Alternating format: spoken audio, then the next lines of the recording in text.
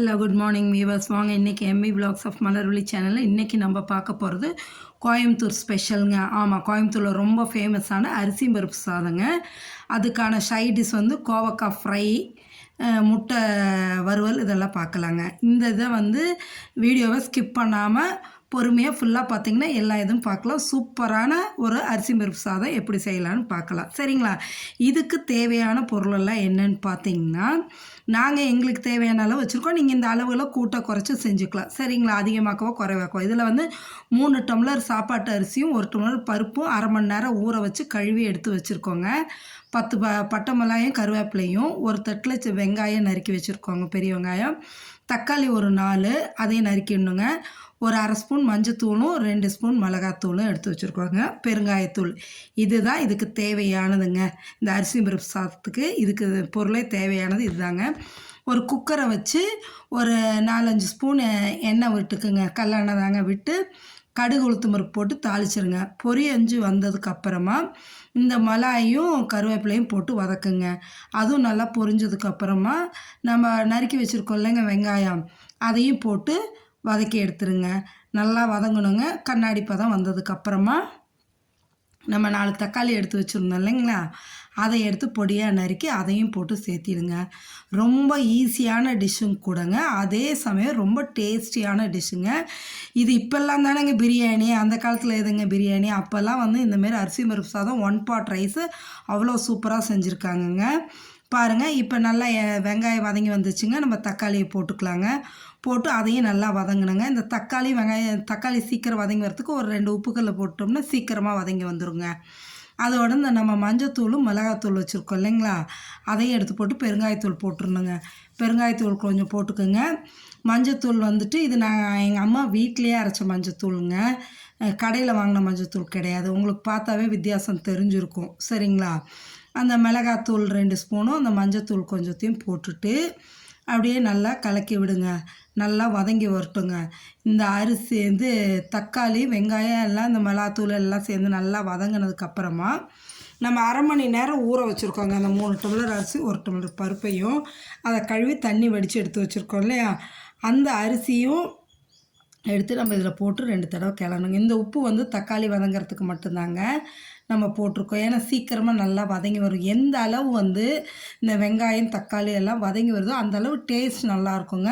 அதே சமயம் மிளகாத்தூளும் கருகிரவும் கூடாதுங்க. பாருங்கள், இப்போ நல்லா வதங்கி வந்துருச்சு பாருங்கள். நல்லா தெரியுதுல, எண்ணெய் பிரிஞ்சு வந்த மாதிரி. இப்போ இந்த ஸ்டேஜில் தான் நம்ம என்ன பண்ணால் அந்த அரிசி உளுந்து எல்லாம் வடித்து வச்சுருக்கோம் இல்லைங்களா, அதையும் எடுத்து இதில் போட்டுக்குங்க. போட்டு நல்லா அதையும் 2 பெரட்டி விடணுங்க.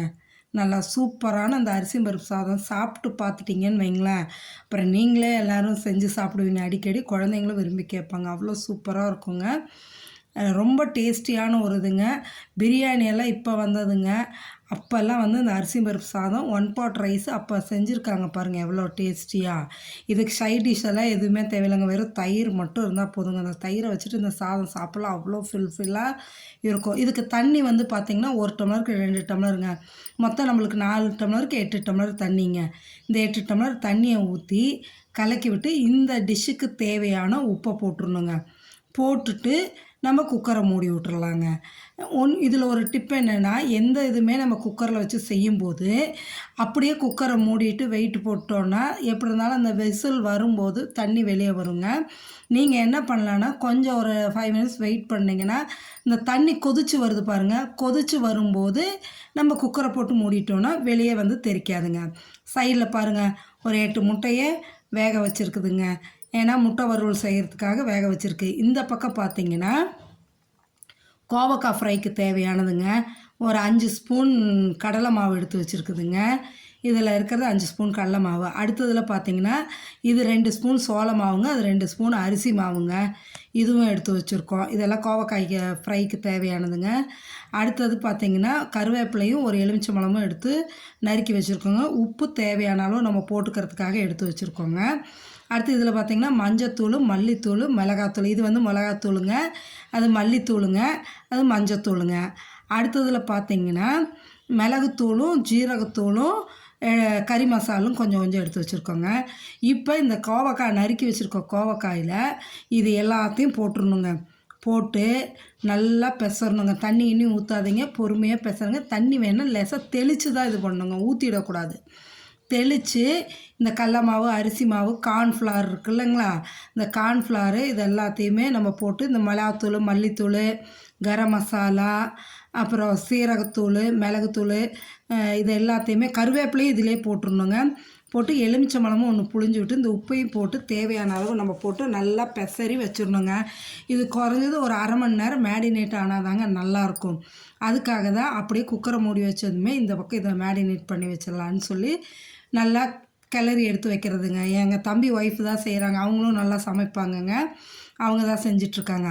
பாருங்கள், இப்போ குக்கர் நம்ம மூடி வச்சாச்சு. தண்ணி கொதிச்சதுக்கப்புறம் குக்கரை மூடி வச்சாச்சு. கரெக்டாக 4 விசில் விட்டு இறக்கிடலாங்க. இந்த பக்கம் முட்டை வெந்துச்சுங்க. அந்த முட்டையை இறக்கிக்கிட்டு நம்ம இந்த முட்டையை எப்படி வறுக்கிறோன்னு காமிக்கலாம். குக்கரை இறக்கியாச்சுங்க. வானல் வச்சு எண்ணெய் ஊற்றியாச்சு. இது கோவக்காய் ஃப்ரை பண்ணேன். இந்த பக்கம் தோசைக்கல் வச்சு அதில் வந்து இந்த 8 முட்டையை உரித்து வச்சுருக்கோம் இல்லைங்களா, அதை 2 2ஆக கட் பண்ணி இப்போ அதுக்கு எப்படி ப்ரிப்பேர் பண்ணுறோன்னு பாருங்களேன். தோசைக்கல்லில் ஆயிலை ஒரு 2 ஸ்பூனு போட்டு அப்படியே லேசாக இது தடவி விட்டுட்டு இதில் கொஞ்சம் மிளகாத்தூள், உப்பு, மஞ்சத்தூள் இதை 3ஐயும் போட்டுட்டுங்க. அந்த ப்ரெஷ் வச்சு அப்படியே எல்லா பக்கமும் லேசாக கலக்கி உப்பு போட்டு கலக்கி விட்டுருணுங்க. மஞ்சத்தூள், மிளகாத்தூள், உப்பு அவ்வளோதாங்க. எண்ணெய் அதிகமாக இல்லை, சும்மா 2 ஸ்பூன் மட்டும் போட்டு அப்படியே ப்ரெஷ்ஷாக வச்சு கலக்கி விட்டுட்டோன்னு வைங்களேன், அப்படியே இதை ஈவனாக எல்லா பக்கம் பரவி வருங்க. பரவி விட்டுட்டு இந்த முட்டையை 2 2ஆக நறுக்கி அப்படியே அடுக்கி விட்டுறணுங்க. அடுக்கி விட்டுட்டு மீடியம் ஃப்ளேமில் வச்சிடணுங்க. தீயில கருகக்கூடாதுங்க, கருகுச்சுன்னா டேஸ்ட்டே மாறிடும். அதனால் மீடியம் ஃப்ளேமுக்கு கம்மியாகவே வச்சுக்கலாம். வச்சு பாருங்கள், இப்போ இது பண்ணி விட்டோம் பார்த்தீங்களா. இதில் இந்த முட்டையை வந்து அப்படியே அடுக்கி விட்டுட்டோம்னா அது ஒரு பக்கம் அது பிடிக்க வேலையாகிட்ருக்குங்க. அது ஃப்ரை ஆகிறதுக்குள்ளே நம்ம இங்கே வந்து கோவக்காய் ஃப்ரை செஞ்சுக்கலாங்க. அப்படி பரட்டி விட்டு எடுக்கிறது தான் அது வேலை, ஈஸியான வேலைங்க. இப்போ நம்ம வந்து அரை மணி நேரம் மேரினேட் பண்ணி எடுத்தாச்சுங்க இந்த கோவக்காயை. இதை வந்து போடும்போதும் நல்லா ஒரு தடவை பெசரி விட்டுட்டு எடுத்து போடணுங்க. இதில் வந்து ரொம்ப முத்தின கோவக்காயாக இருந்தால் ஒன்று வந்து வெடிக்குங்க, ஜாக்கிரதையாக செய்யணும். பிஞ்சு இது கோவக்காய் வந்து அந்த அளவு வந்து வெடிக்காதுங்க. முத்தின கோவக்காய் தான் அந்த விதை வந்து வெடிக்க ஆரம்பிக்கும். அதனால் கொஞ்சம் கேர்ஃபுல்லாக செய்யுங்க. பட் நல்லா இருக்குங்க. ரொம்ப சூப்பரான ஒரு டேஸ்ட்டாக இருக்கும். இதை நாங்கள் வந்து அரிசி பருப்பு சாதத்துக்கு சைட் டிஷ்ஷாக வச்சுருக்கோம். நீங்கள் ஈவினிங் ஸ்நாக்ஸுக்கு கூட நம்ம இதை செஞ்சு சாப்பிட்லாம், அவ்வளோ பக்காவாக இருக்குங்க. இது இப்போ கோவக்காய் ஃப்ரையை போட்டுட்டுங்க இந்த பக்கம் முட்டையை பரட்டி விட்டுறோம் பாருங்கள். கோவக்காய் ஃப்ரையும் ரெடி ஆகிடுச்சுங்க, எடுத்தாச்சு. இதே மாதிரி எல்லா பெசரி வச்சுருக்க எல்லாத்தையும் நம்ம போட்டு பொரித்து எடுக்கணுங்க. அவ்வளோ சூப்பராக இருக்குங்க. இப்போ குக்கர் திறந்து பார்த்துடலாங்க. ப்ரெஷர் ரிலீஸ் ஆகிடுச்சு பாருங்கள். எவ்வளோ கண்ணை கவருதுங்க, அப்படியே எவ்வளோ ஒரு அப்படைசிங்காக இருக்குது பாருங்களேன். கண்ணை பறிக்கிற மாரி சாப்பிட்றதுக்கு அவ்வளோ டேஸ்ட்டாக இருக்கும். லேசாக சைட்லேருந்து கிளறி விட்டு எடுத்து சாப்பிட்டா அவ்வளோ சூப்பராக இருக்குங்க, சுட சுட. ஆமாம், வெறும் தயிர் மட்டும் போதுங்க இந்த அரிசி பருப்பு சாதத்துக்கு. நீங்களும் இதே மாதிரி செஞ்சு சாப்பிட்டு பார்த்துட்டு எப்படி இருக்குன்னு சொல்லுங்கள். இது கோயம்புத்தூர் ஸ்பெஷல் டிஷ்ஷுங்க. பாருங்கள், சாதம் அரிசி பருப்பு சாதம். இது நெய் எடுத்ததுக்கப்புறம் குக்கர் திறந்ததுக்கப்புறம் பார்த்திங்கன்னா கொஞ்சம் நெய் விட்டு கலர்னா அவ்வளோ சூப்பராக இருக்குங்க. என் தம்பி சாப்பிட மாட்டாப்புல நெய், அதனால் நாங்கள் அதில் போடாமல் சாதத்தில் எடுத்து போட்டுக்குவோங்க. சூப்பராக ஒரு ஸ்பூன் நெய்யை போட்டுட்டு கோவக்காய் ஃப்ரைங்க. பார்த்திங்களா, தயிர், எனக்கு முக்கியமாக தயிர் வேணும். தயிர், இந்த கொத்தவரங்காய் வத்தலுங்க, 2 முட்டை வறுத்து வச்சது. சூப்பராக சாப்பிட்லாம். சாப்பிட்டு என்ஜாய் பண்ணுங்கள். தேங்க்யூ விவாஸ்.